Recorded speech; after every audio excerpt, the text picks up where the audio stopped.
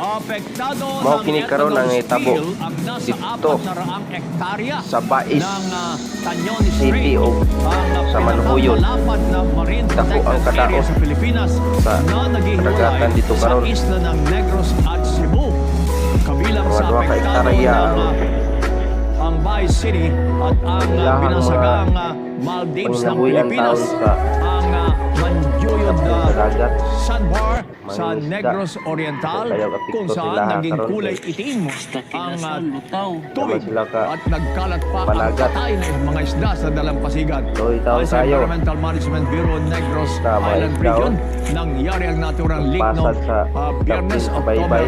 24 mula sa Tapos may kumpanyang ugad ko. Universal Tanan. Urbina Corporation o URC Ethanol Distillery Plant. Taon Sa man, kanilang matupalikan distribusyon, ang umabot sa katalagman. 15 Kini ang metrong resulta. dike ang nagiba, Karon, kaya napunta sa dagat unang ang sa taga wastewater Negros ng Island. ethanol plant.